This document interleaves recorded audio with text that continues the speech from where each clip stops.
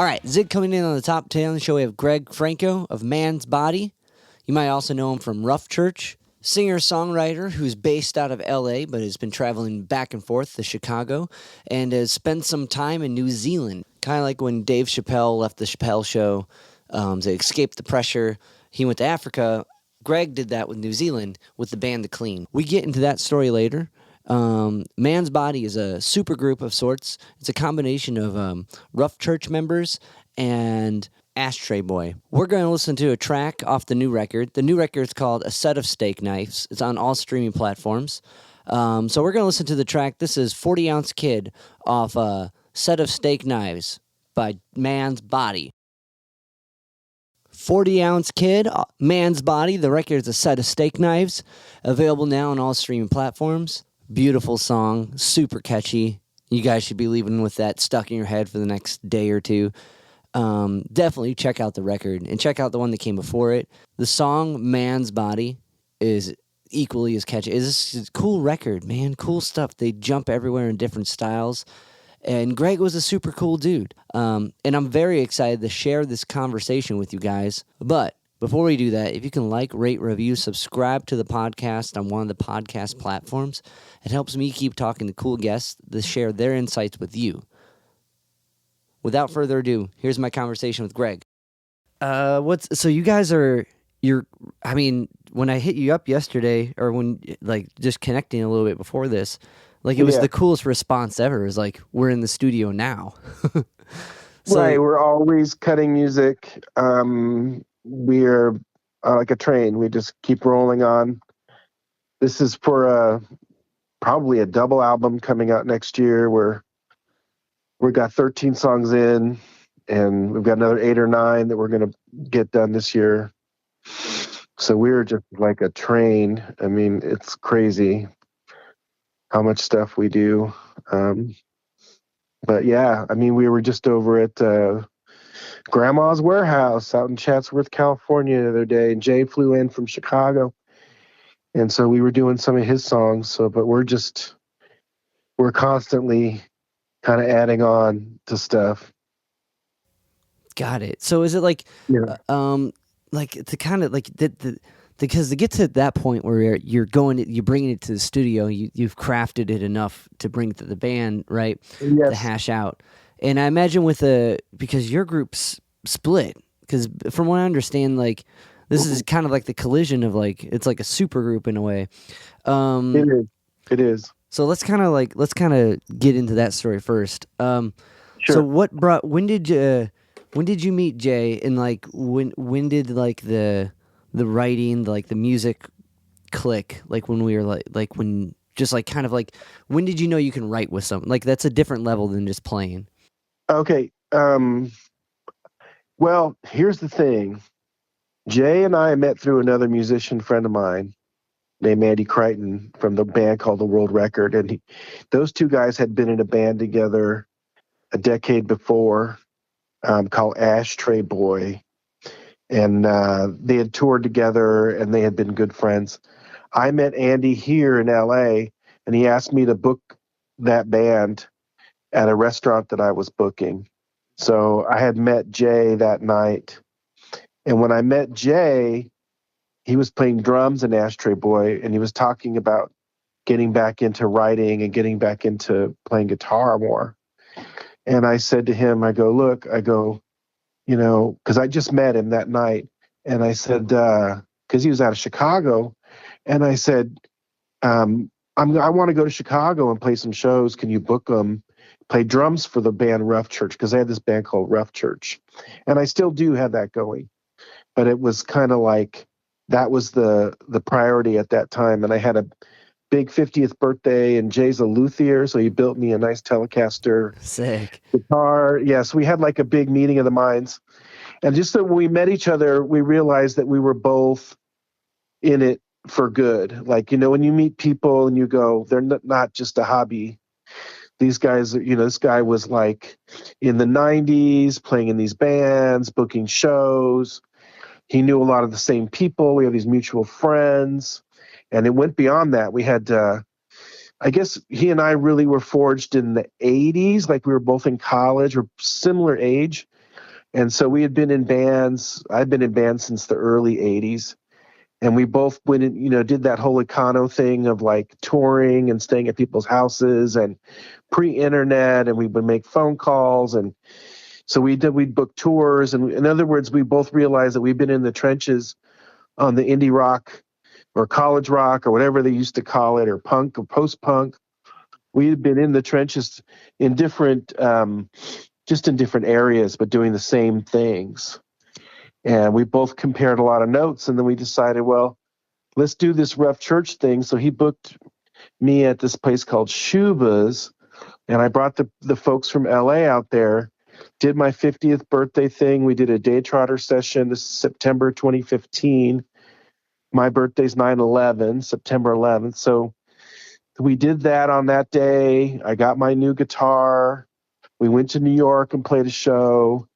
And then we sort of parted ways. We just did like that weekend, and that was 2015. And then we were just talking to each other on the internet, and like, what are we going to do next? And my buddy, who's a producer, guy Manny Nieto, you could look him up, Nieto, and he'd been working with Rough Church and stuff. And he said, well, why don't we do something different and book you and Jay, start a new project? And so we decided it was 2016 to go to Chicago again. And I flew out there, and Jay and I started this new band called Man's Body. So what we did, we didn't know we were starting a band, but we booked Electrical Audio, which is Steve Albini. Steve Albini from Nirvana, from PJ Harvey and the Breeders and all this stuff. Right. So we booked his studio. We didn't really use him. We used our buddy Manny, but Manny was a student of Steve Albini, so it was a similar energy, that we wanted. And so Manny's actually done. If you look up Manny Nieto, he's been in Mix magazine. He's kind of a badass. So he was at the helm, Studio B at Electrical Audio, and then Jay brought this bass player. I mean, at the time, the guy plays guitar too, and he became our guitar player, Marco Obaya. So he became in the Man's Body. But on that particular day, we just kind of met and decided to go for it. And we had some sketch ideas for songs. That turned out to be an EP, but we recorded it in one day. And it was called Man's Body Found. And so once we decided that we were going to put that out, we figured we had a band. Mm. So now I have two bands going, one in LA, and I have the Man's Body band now. And eventually Man's Body kind of morphed and took over the priority for me. And Rough Church is still going. In fact, there's a Rough Church album coming out because we weren't able to get together during the pandemic as much as we liked. So I kept going with other projects. And so there's another Rough Church album coming out. And there's been a bunch of Rough Church stuff. You can find that on. You got a lot of records with with Rough Church. Yeah, there was Rough Church, and Rough Church has a weird thing where I got hooked into this band from New Zealand, and they were letting us tour with them, and we became a thing over there with the Rough Church. Mm. But Man's Body hasn't been to New Zealand yet. But so anyway, we put out the EP, and we kind of went from there. We would plan these little trips to New York, and friends of ours would say, come play Philadelphia, Connecticut. And so Man's Body kept going. Jay would fly out to LA. We would write together online. I have some of the Rough Church people actually working on Man's Body stuff here. And then Jay and Marco would add on things. So it's kind of like a collective, you know what I mean? In a way, it became kind of blurred, the two bands. And we just kind of keep going that way. And sometimes, like Dante's my right-hand man here in LA in Rough Church, and he and I will write songs. Well, that sounds like a Man's Body type of song. It's not going to be a Rough Church thing, because Rough Church is more like LA. It's a little less post-punk and more of like, there's some Americana in it, and there's some R&B. And, we have Fredo Ortiz who plays with us, who's currently in Los Lobos, and he was in the Beastie Boys, Gogo Bordello. So we have these really, really cool LA cats that are working on both Man's Body and Rough Church shit. In fact, in Rough Church, I have more people writing. Like, Caitlin will write a song and we'll do it, and Fredo. But Man's Body is more like me and Jay. That's the main writers in it, and the other people play more of a support role. So it's just weird how it happens. Very organic, how it all happened. There was no planning at all.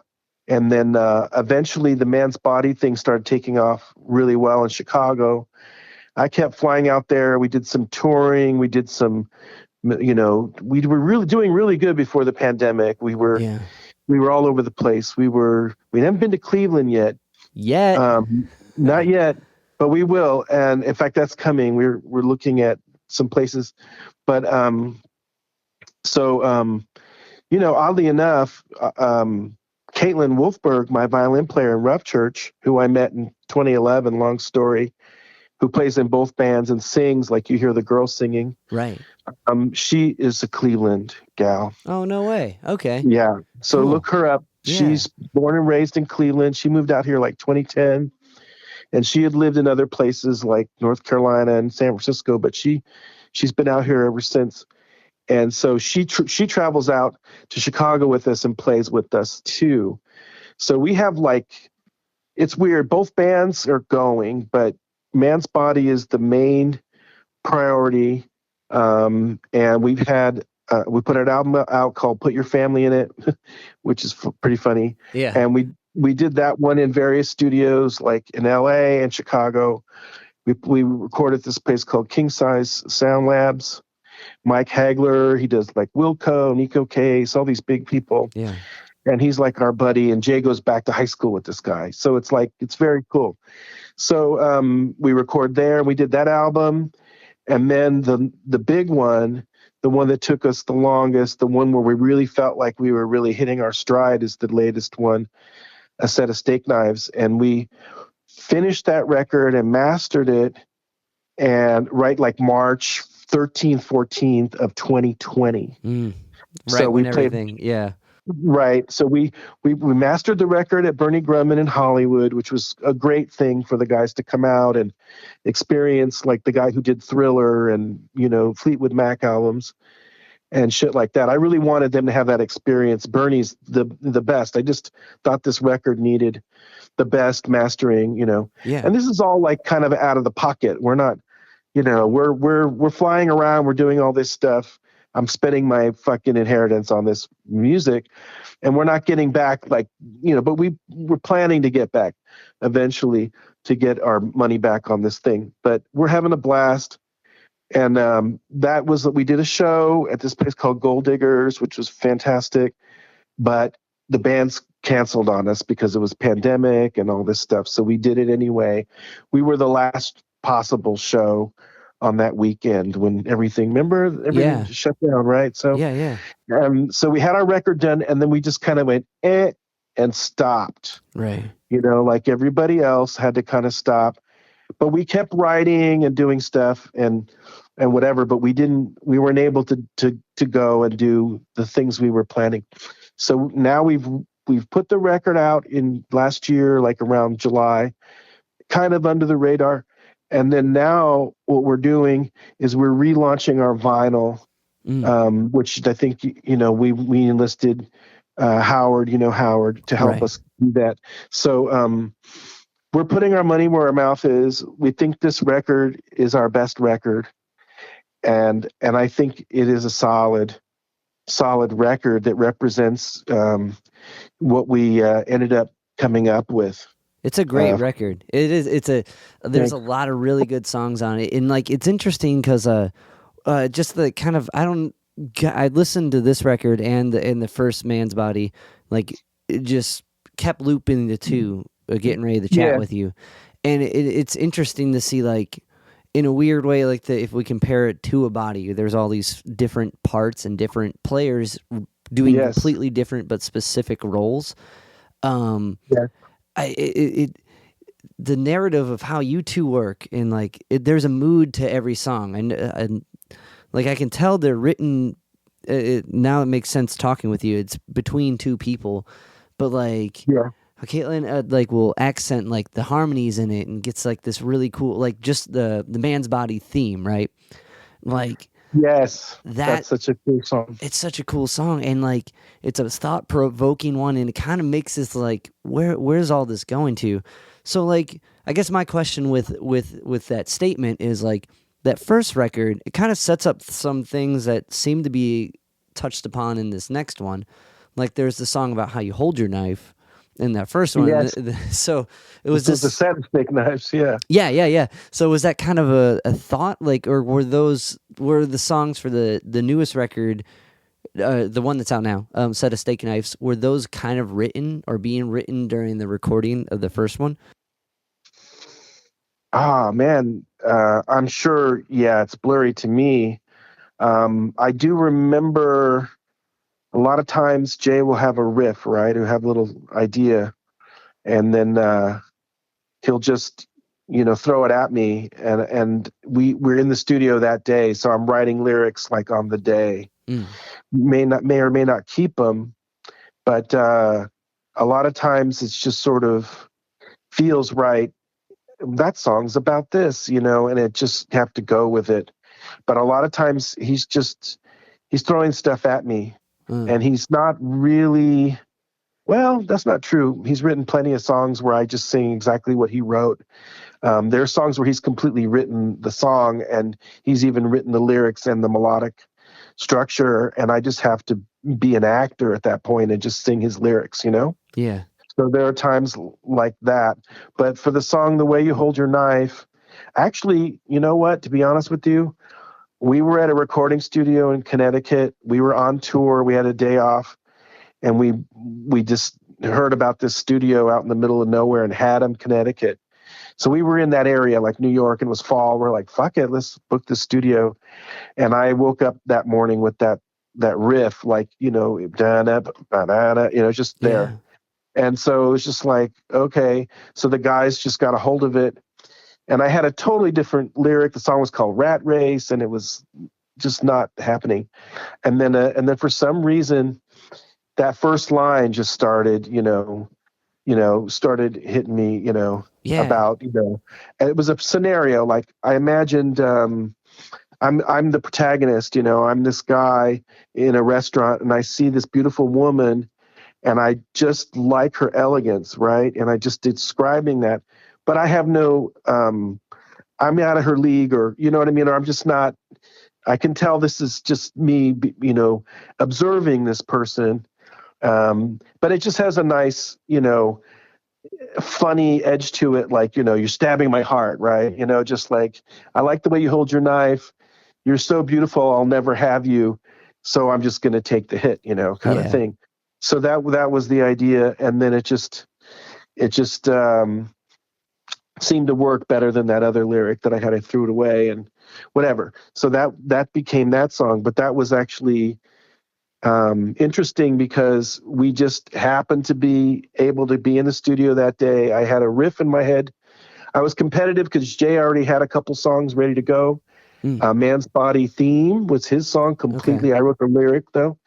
But we recorded that song and The Way You Hold Your Knife in the same day, I think Sinkhole, that day. And so we do this thing where we kind of throw the dice, and we kind of challenge ourselves to make it or break it on a daily level.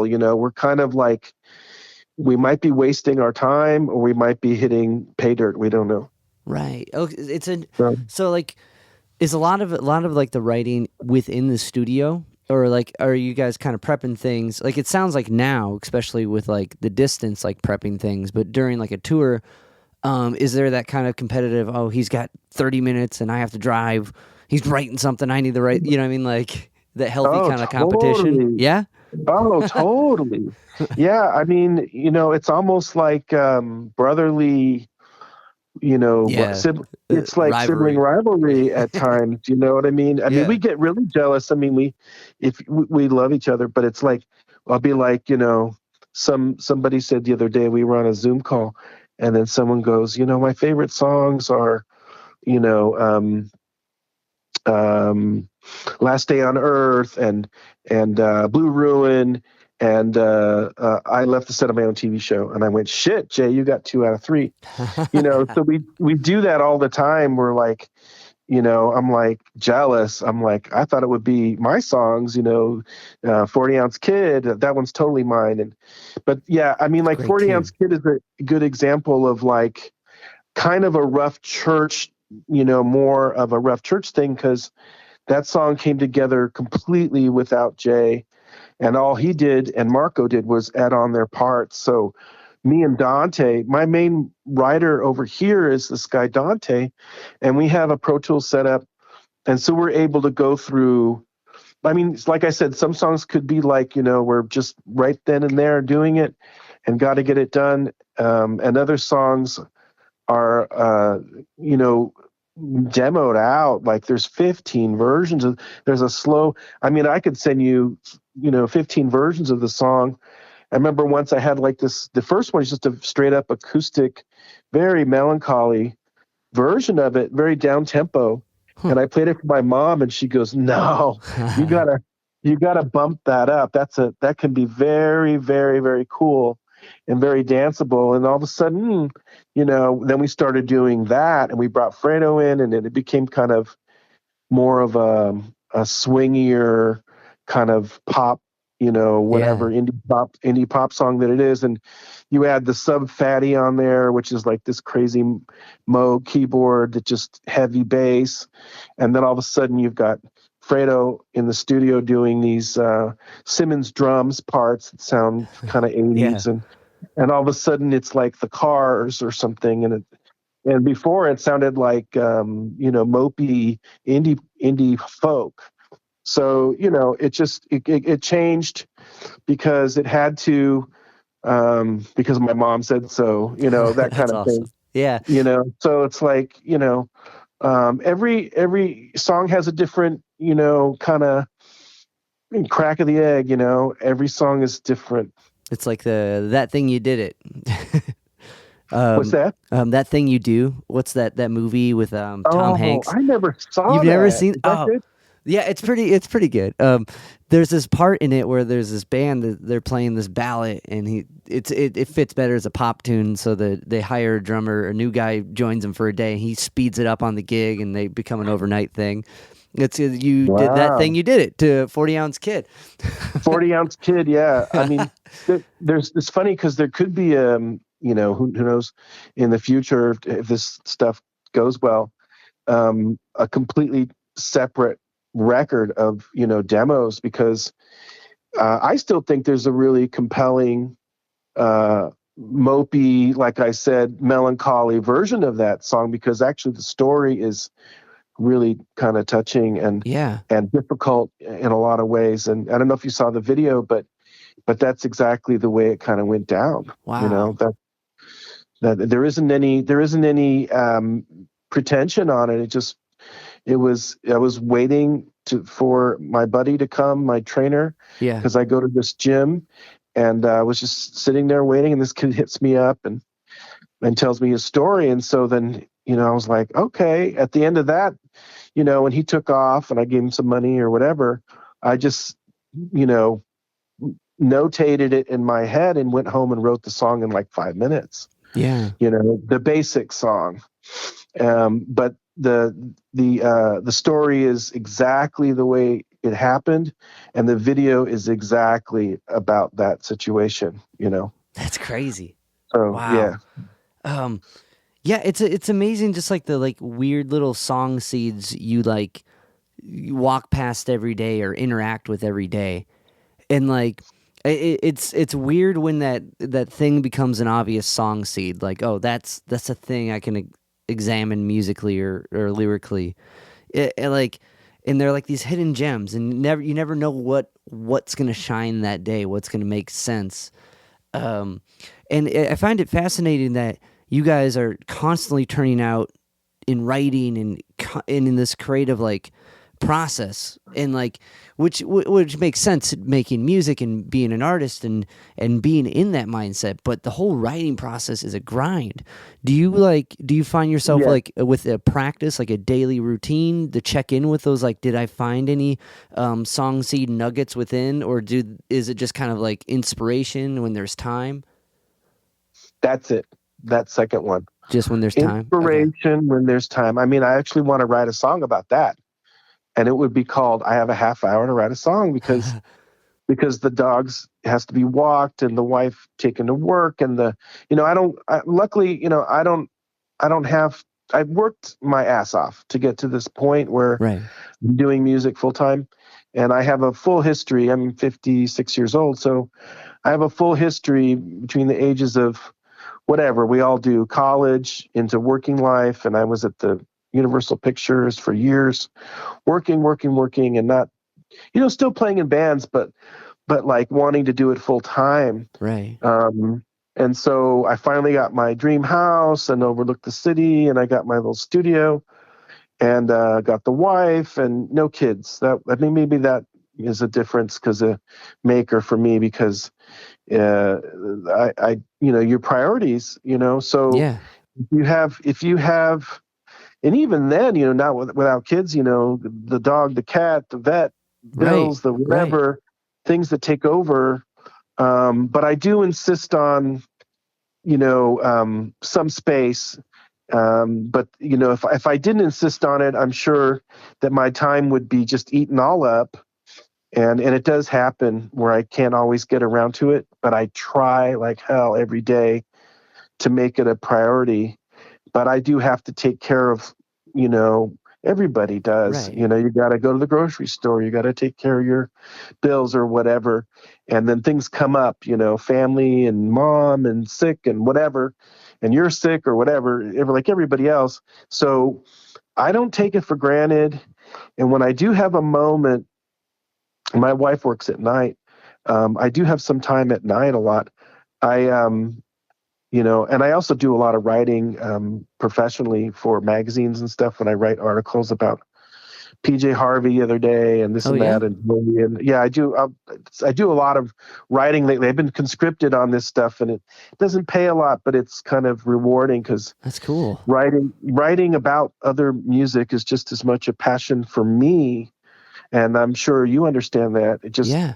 exposing all these great, but writing itself, um, I was a history major at UCLA and blah, blah, blah. I've always been a writer. I was a poet. I did stand-up poetry when I was a kid. Writing is you got to keep that pencil sharpened on the writing. So any chance I can write, even if it's not music or about music, is my favorite thing.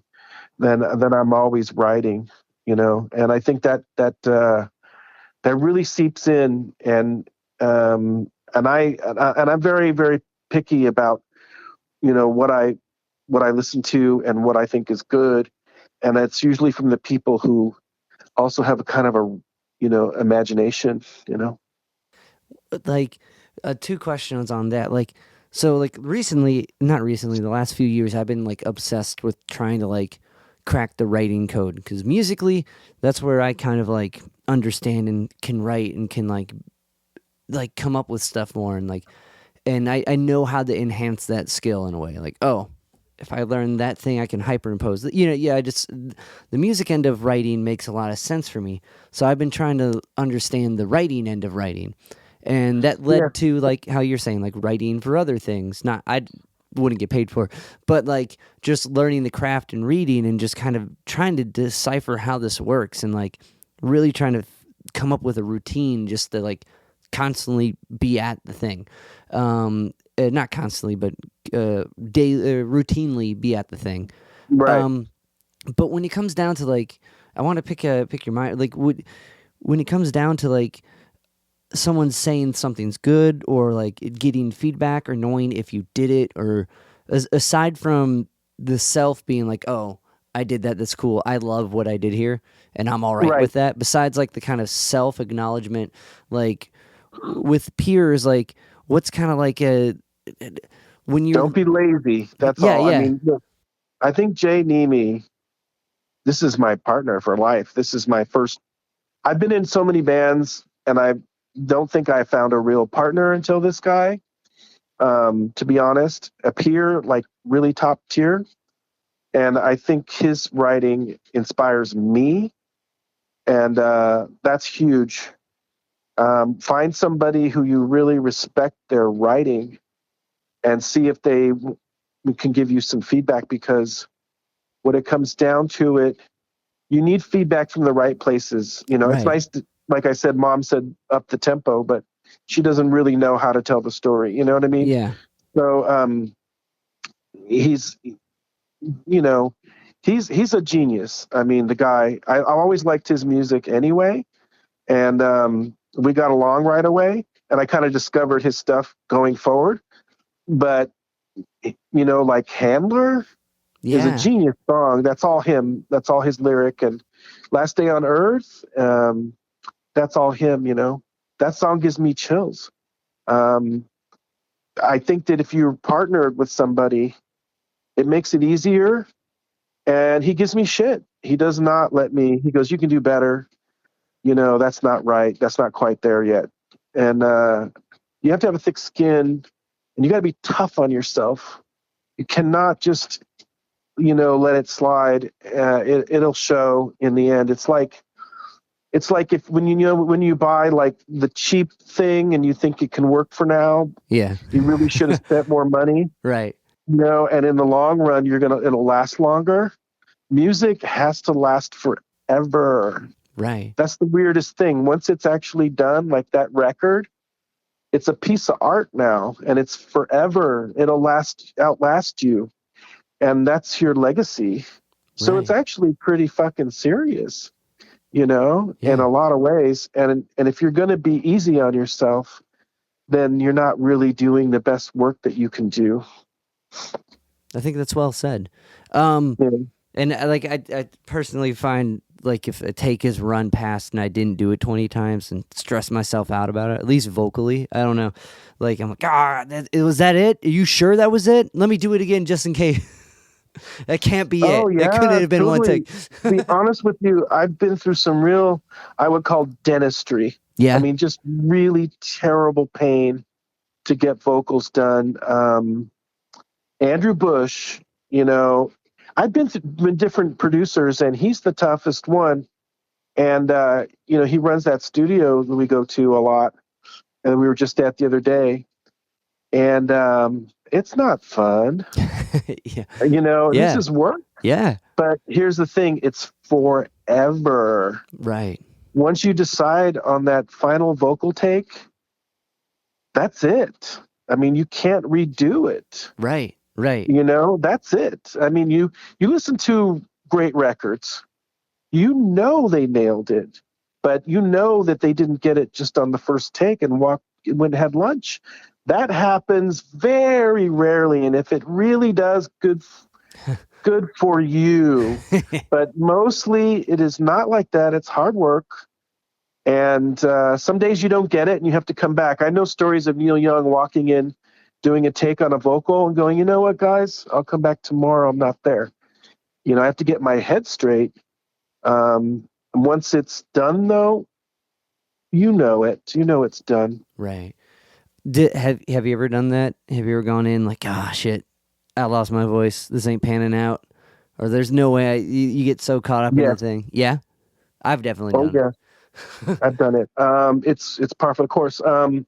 We have this new song, Jay's song called Willfully Wrong, and I wrote the lyrics. And maybe 6 months ago, we spent hours, I think I had some knee pain or something at the time, and I was just powering through, and I did like 30 takes. Fuck. And I kept listening to it, and I just hated it. I just like, there's nothing there. It's just not there. So this couple weeks ago, last week, when Jay was in town, I said, let me try that again. It was a lot less takes, but here's the thing. At that point, it was internalized, and it just came out better. Yeah, it's it's interesting. Like vocally, you have to feel like you got like one. You're thinking pitch and you're feeling pitch, but you also got to feel rhythm and phrasing. and vocals are the most. I feel like how you're saying your knee can be hurting or your back can be hurting. There can be so many other physical things that make that thing the hardest thing to record in a way. It could just be your nemesis some days, or it Yeah, can be your best friend the next day. It's kind of like the weather. You never know, and sometimes you beat the shit out of yourself and you're wasting your time. And sometimes you beat the shit out of yourself and it's the best thing you can do. right, But the vocal is the thing that is human. Every other instrument people cannot relate to as much because they don't play the bass, they don't play the drums, but they do sing. right, And even if you're not musical and you can't sing, you're going to try to sing. And if you love a song, you will sing it in the dark by yourself. You know what I'm saying? yeah, So yeah, vocal has to be nailed. We don't fuck around with vocals. We do not skimp on that shit. And the state of music today is kind of impenetrable for me because I think people are just lazy. I hear auto tune and bullshit and no soullessness, and and that's why we're doing music still at the advanced age that we are, is because we're going to hold the line on that shit because we love everything from the Beatles to Bob Seger or whatever, you know what I mean?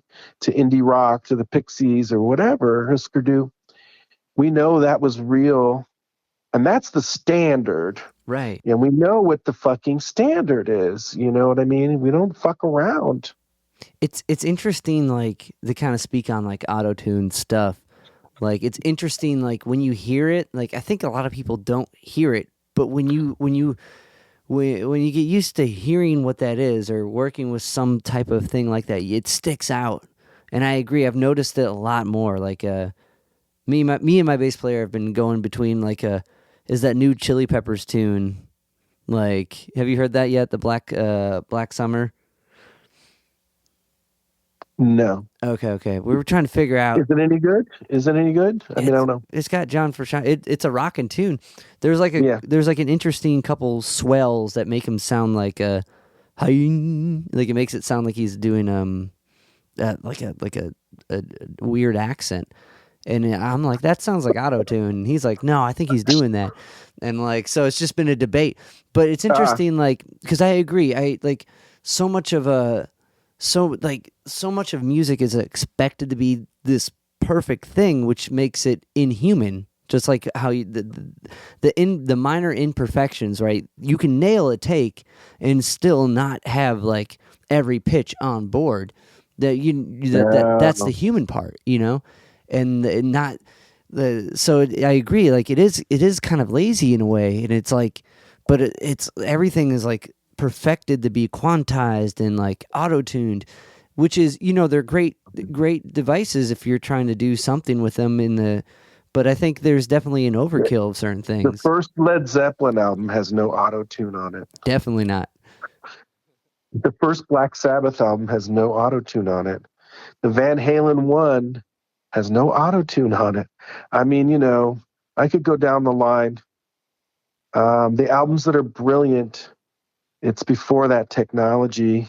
And yeah, I mean, okay, a little bit of makeup on a record, comping a take, Right. I'm down. I'm Yeah. totally down. I'm into that. We comp takes. I'm not going to tell you that any different.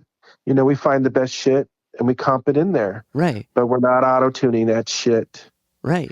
We're not doing that because that takes away, it. Oh yeah. If you have an ear for the old shit, the real shit, First Pretenders album, whatever you want, Right. the stuff that I consider Godhead music, that shit was before that technology existed, and you had to be good. Right. Those people had to go in there and slam, Yeah. and it's just a disrespectful thing for people to call themselves artists when they don't slam. I was it agree. It's interesting because so much of that, when you listen to it and you try to perfect a melody line and you really are in that environment and you listen to it over and over again, and it's interesting, like just how loud that auto tune can be, you know, like because I think a lot of people don't hear it. Like I feel like it's very minute for unless you spent that time trying to nail a take on something, you know. Like and part of it could be the tech, could be a lot of like how you listen. Certain frequencies may not stick out as much. Like when you listen to something on vinyl, certain frequencies do, and like Yeah, there's a whole different feel to it. But it's also a whole different tech, a whole different system. It's a big waveform. It's a giant disc, which is the wave. You can feel it. You can exactly. feel the bumps. But like The whole chain, the whole fucking recording chain from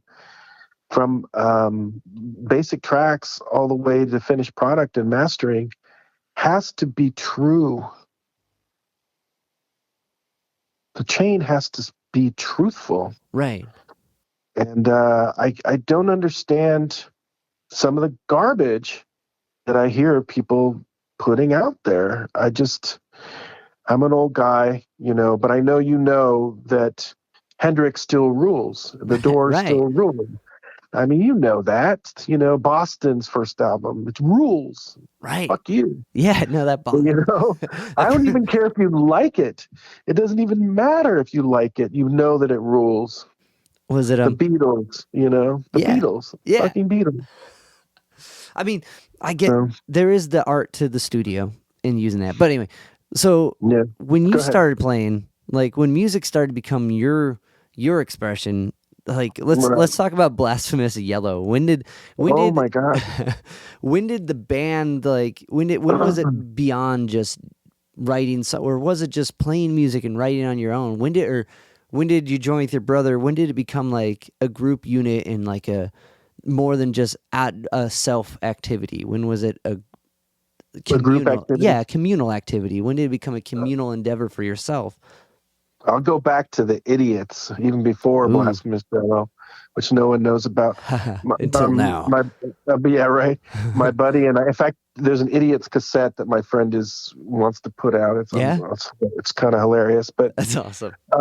but the way that was done was just a buddy of mine. We had just so much time on our hands. You remember, this is pre-internet. This is 1980. And all we did was listen to the radio. So we wanted to be the Cramps and the B-52s. That was our favorite two bands. Two great And so bands. two great bands, but we were just, kids. And so our neighbors, had a guitar and an amp, and he never used it. And it was a Sears amplifier and a shitty Sears guitar. And my buddy couldn't play guitar, but we wanted to play guitar. And the guy let us borrow it. We never gave it back. His mom had to come over and Oh snap! get it back from us, and she was pissed off. You stole. Anyway, we did. We stole it. But so I had a cassette player, and one of those old cassette players, right? Right. This one did have you could put a mic through it, right? It was like an old, like a Sony or whatever it was. Maybe it was cheaper, a Radio Shack. Anyway, I found out that the headphones could be a microphone. Did you know that? The headphones are actually a microphone too? Right. Isn't it? It's just like reversed. Yeah, it's reversed. So, Right. so I plugged in there was two jacks so I could listen and I could also have a microphone. So that was a revelation. So I'm hearing something in my headphones, right?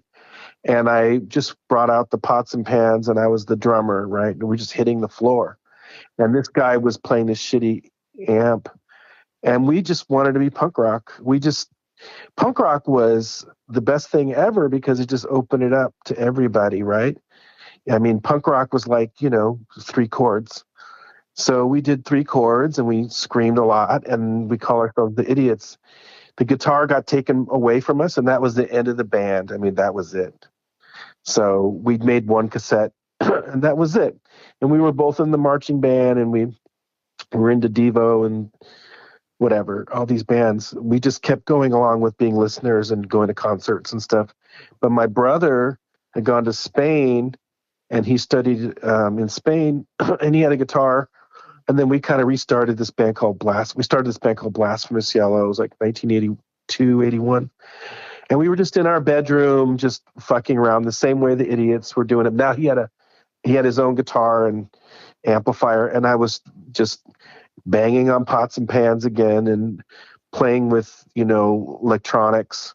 And I started getting into recording, and then we actually had a 4-track. And so then that was that project. And then we had some friends, and they came over, and one of them had a drum kit. The other guy, we worked with them at the pizza place, and all of a sudden we had a bass player and we had a band.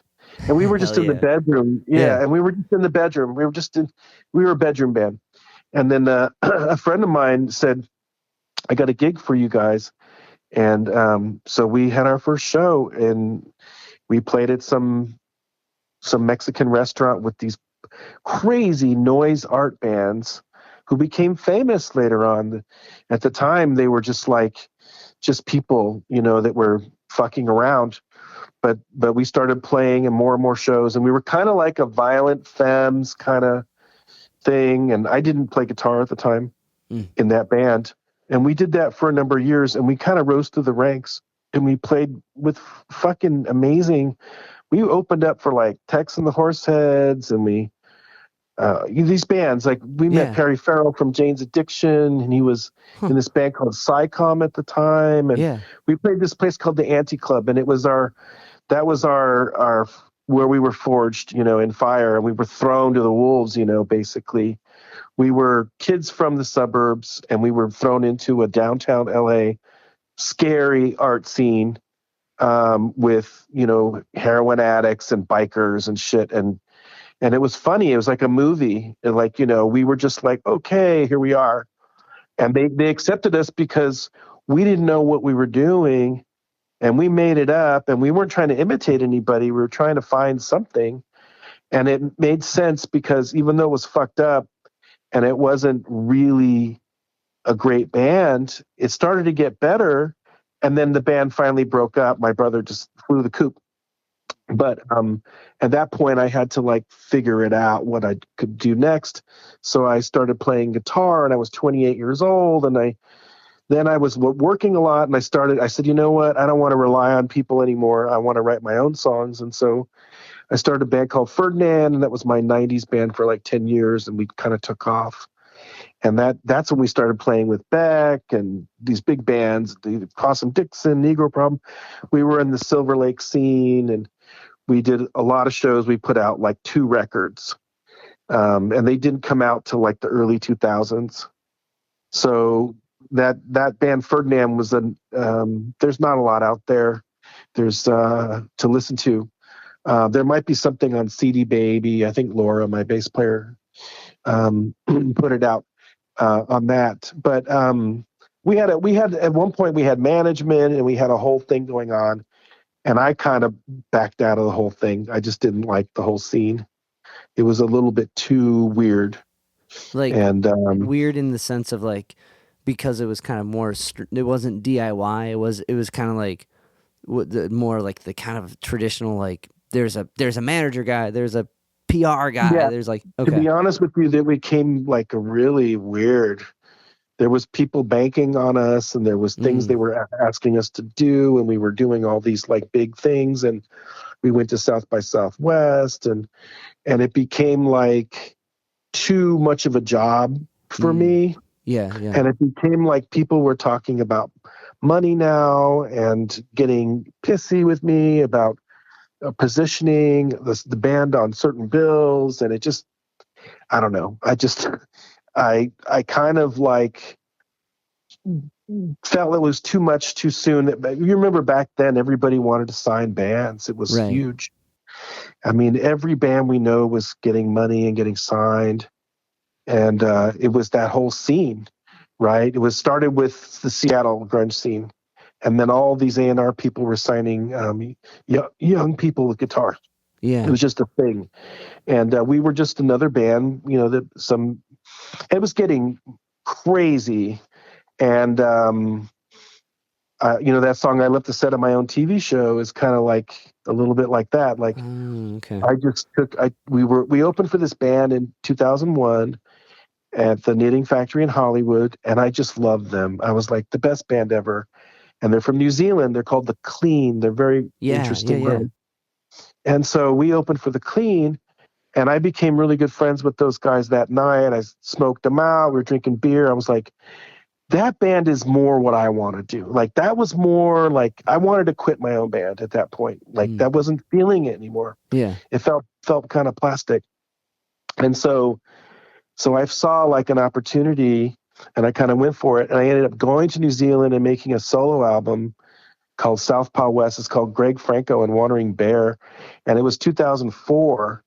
And so I ended up going to Dunedin, New Zealand and making a record with my heroes, The Clean. And I got signed to a label over there. And then I came back home. I had some new friends that I just was fucking around with. Like we were just screwing around. And we all moved into a house together, and it was called the Rough Church House. Oh, okay. Because, yeah, and the Rough Church House was, we all lived together. Me and John and Jeff, my cousin was my cousin, and just felt homey again. Yeah. And I just kind of jettisoned all the other folks in the Ferdinand thing. I just sort of said, start over from scratch, and that just felt better for me. I got signed to that label in New Zealand, and I just started putting out Rough Church records, and then I brought John and Jeff over to New Zealand. We had a blast. We toured a lot, and then eventually we made it over to Australia. I canned Jeff and my buddies. I canned those guys because I wanted to get some better musicians, and I just sort of wrote my own story. You know what I mean? And I got Fredo Ortiz, who was just out of the Beastie Boys. Right. And I got Dante Go-Go. Pascuso, Gogo Bordello. Right. And now he's in Los Lobos. And then, because my buddy Manny said, get these guys. I was just having problems with my buddies. Like they were not working hard enough. Well, okay. And yeah.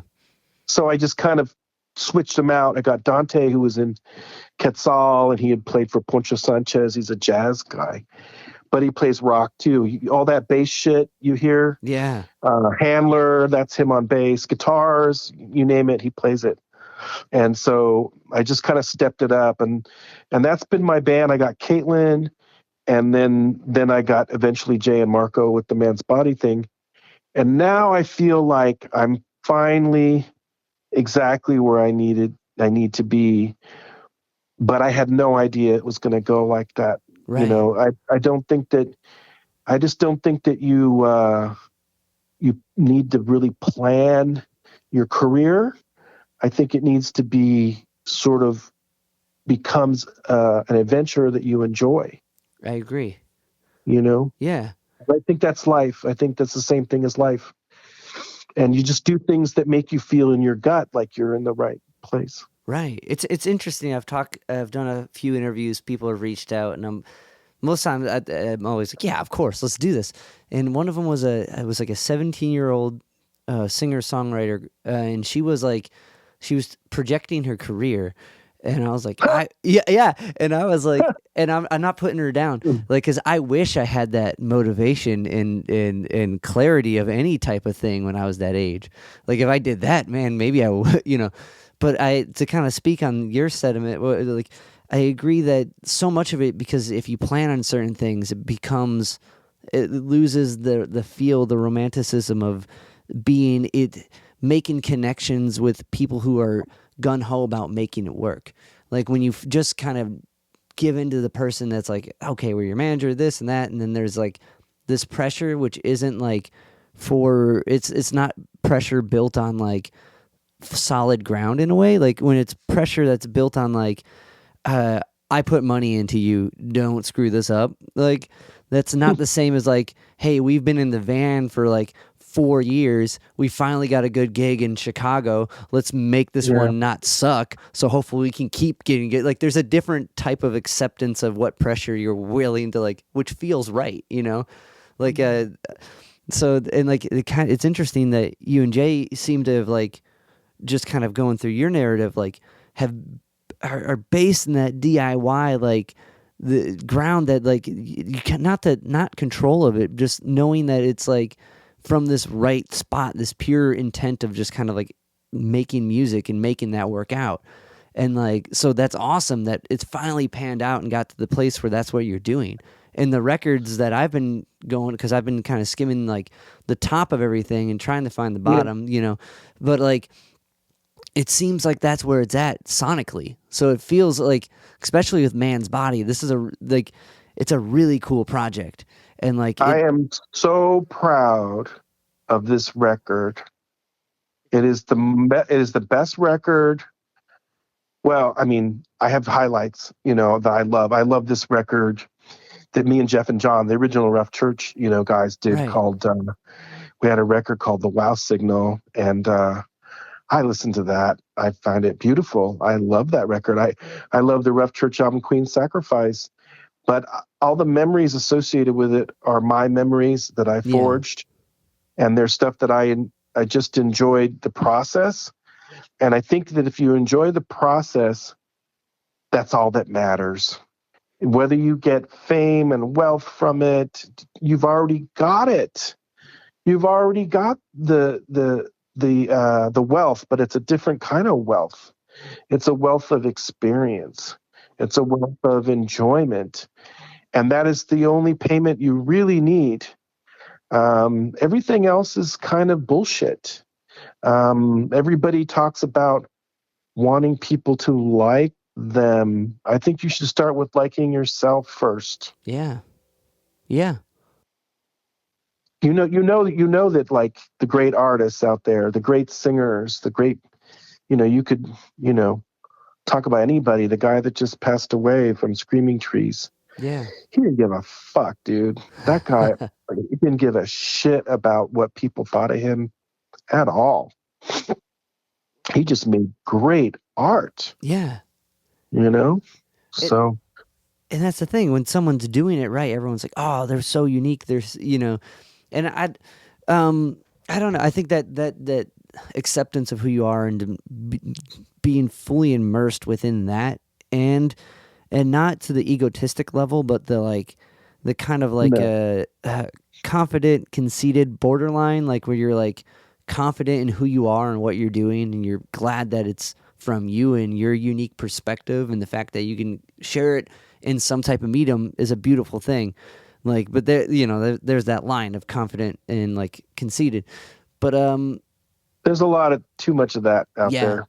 yeah, and like I don't know, like, and so I agree with that, like, because those are the guys that stick out, or the original guys who can only be defined as themselves. And it's interesting that like a lot of times we try to hide between like one. I'll say like I do, if you're influenced by someone, I think it's like, and it really moves you. I feel like that's like you should be proud to share that you like that in your way. That being the key Exactly. thing, not like trying to be like a. I forgot. I was just talking with someone about this Sublime cover band that sold out like the House of Blues, and like they're What? really good. Like but I it just blew my mind. It was my bass player and I, like we were talking just like to do the cover band thing, and like how like one, you're doing music as a living, and like, and I don't want to put this band under the because they did a great job and they're selling out the House of Blues or whatever. It's just like it's interesting like spot to be in. Like I don't know, like so much of like I guess it kind of sounds like the beginning of your journey to just doing music yourself. You do so many gigs, right, that are like, as long as there's like a guitar nearby, I'll take the gig. Totally. And like, I have done every shitty gig. I have cried up there at times when it failed. I've failed so miserably, and I think that's exactly what you need to do. yeah, I've had shows I still cringe when I think about them. We had a Ferdinand show early on. I remember I used to do this stupid thing where I had all these tunings, and yeah, I'm also left-handed, so mm, guitar. And so I'm tuning the guitar in all these different ways, and too much time between songs. My poor girlfriend, wife now at the time, just wanting to cringe, and nobody's there. And I broke strings, and sorry guys, get halfway through another song and then quit this fucking after 4 songs and humiliated. But we forged ahead. We said, well, there's another gig coming up. let's solve this, and we needed help. I mean, if there was somebody, a mentor or somebody at the time that could have given us some good advice, but unfortunately a lot of bands are competitive, Yeah. and so no one wants to help you, which is funny. But there were still some cool people that let us play and thought, well, these guys are unique, and so we just have to solve your own problems, but you absolutely must suck.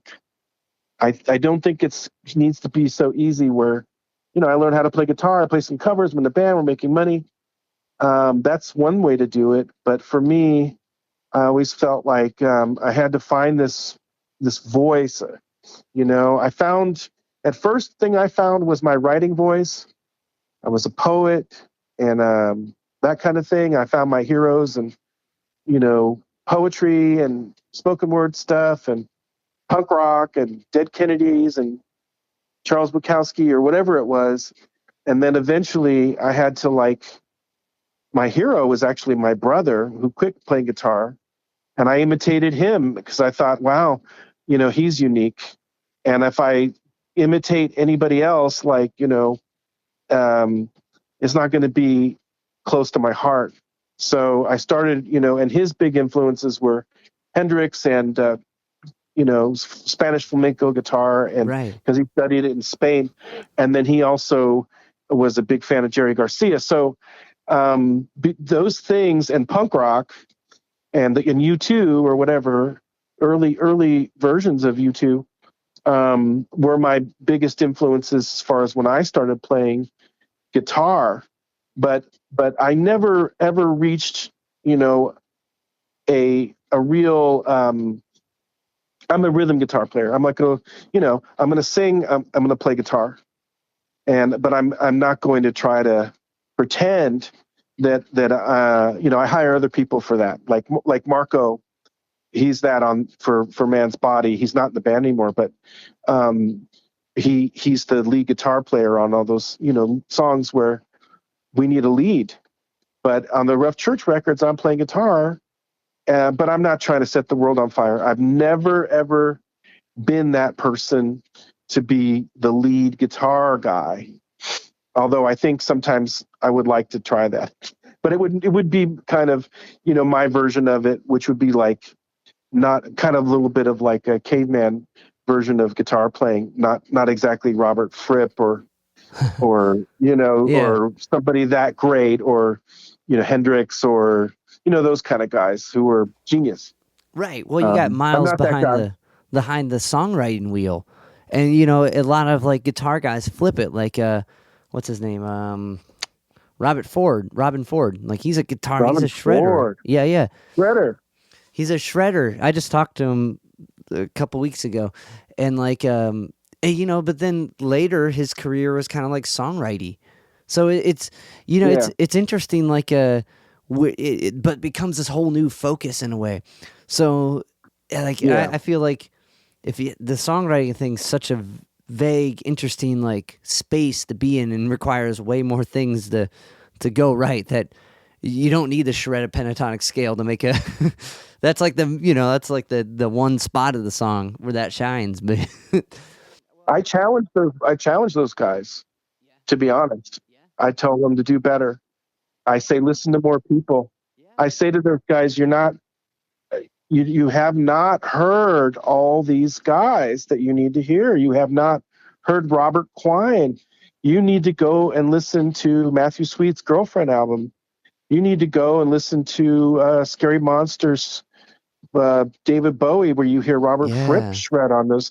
And these guys are obtuse and they're weird, and they're not exactly playing in the right time frames and stuff, and they're stretching time and they're doing weird shit.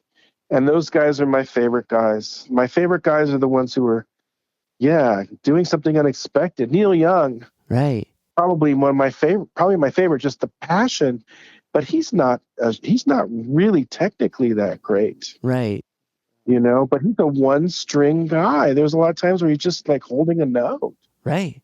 and so, yeah, I mean, I'm not really the biggest fan of like Alan Holdsworth's or whatever. I mean, I get it. I'm in awe of every guy like that. But for the type of music that I, really love, there's not a lot of solos, to be honest. I mean, we put them into our shit because it's fun. But for a lot of punk rock bands, that's not even a thing.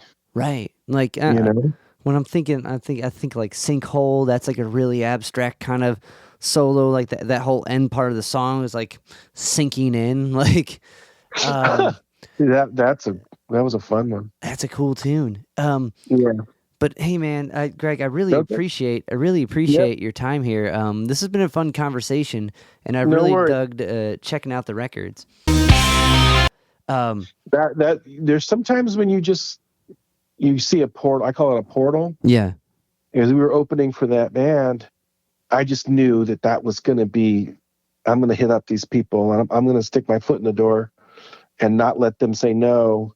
And okay, they're like, all right, And I think that's when you have to kind of do that. There's certain times where you just want to try this experience. The way it turned out was great. It could have been a disaster, but it turned out great. And eventually we worked our way into playing these festivals and doing things in Australia, Sydney, Brisbane, Adelaide. And I got that experience. And I can't wait to go back and do that with the Man's Body guys. So I think that's going to happen. So that's a beautiful way to put it. Like you never know, like you can sense like an opportunity kind of portal, but you never know where it's gonna go, and like that's a beautiful thing. Like anyway, Greg, man, I really appreciate this, and like I'm saying, wait, when you're rolling through Cleveland, drop me a line, or when you're trying to figure it out, and I'm gonna bug you about Chicago. Absolutely, sir. All right, cool beans, my dude. Okay. I'll talk to you soon with this, and if you can text me your email, I'll get you everything soon. Now. Awesome. Should I be on the Facebook? Do it on the phone number. The phone because this on the phone number. Yeah. Okay, cool. Sweet. Perfect. All right. Awesome, man. Okay, brother. Thank you. Thanks. Peace. Okay.